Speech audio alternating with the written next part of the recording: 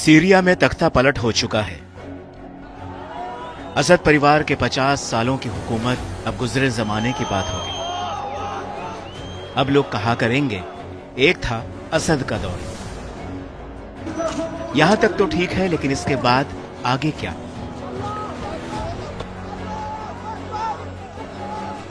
इसकी बड़ी वजह यह है कि सीरिया पर फिलहाल जिस संगठन का कब्जा है वो इस्लामिक जरूर है, लेकिन उस पर अल-कायदा और इस्लामिक स्टेट का टैग चस्पा है।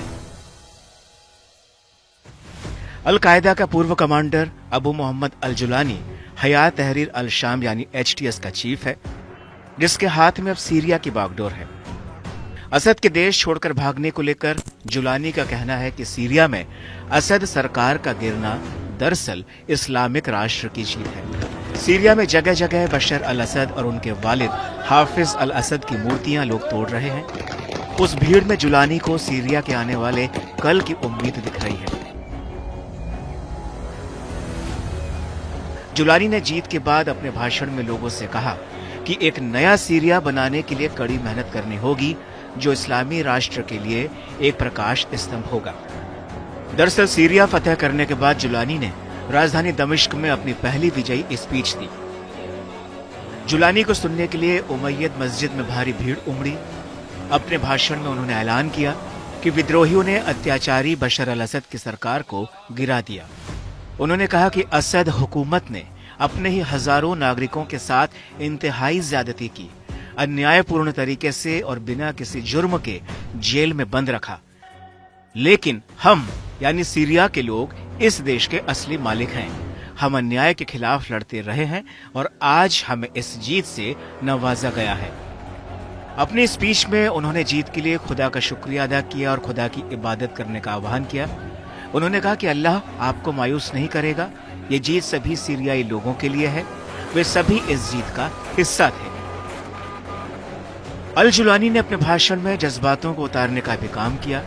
उन्होंने लोगों की दुखती नस पर हाथ रखते हुए कहा कि दुनिया भर में कितने लोग विस्थापित हुए, कितने लोग तंबू में रह रहे हैं, कितने लोग समुद्र में डूब गए। मेरे भाइयों, इस महान जीत के बाद पूरे क्षेत्र में एक नया इतिहास लिखा जा रहा है। बहरहाल जुलानी जीत के जोश से लबरेज हैं, लेकिन उनके सामने बेइंतहा चुनौतियां भी हैं। अब खुद पर लगे आतंकवादी संगठन के टैग को हटाने की एक चुनौती है।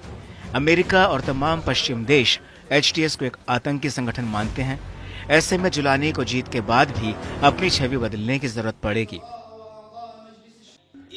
वहीं तीसरी बड़ी चुनौती यह है कि सीरिया जीतने के बाद भी सीरिया में मौजूद कई विरोधी संगठनों के बीच एकता कायम रहेगी।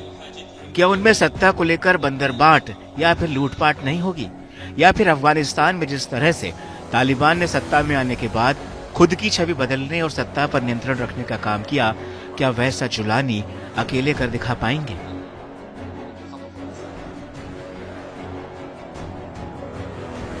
इसके अलावा जुलानी के सामने कुर्दों के वर्चस्व वाली सीरियन डेमोक्रेटिक फोर्सेस है, जिसका सीरिया के एक बड़े हिस्से पर कब्जा है। इस संगठन को अमेरिका का समर्थन हासिल है। तो वहीं दूसरी तरफ सीरियन नेशनल आर्मी का उत्तर पश्चिमी सीरिया में बड़ा कब्जा है। इसे तुर्की का सपोर्ट मिला हुआ है।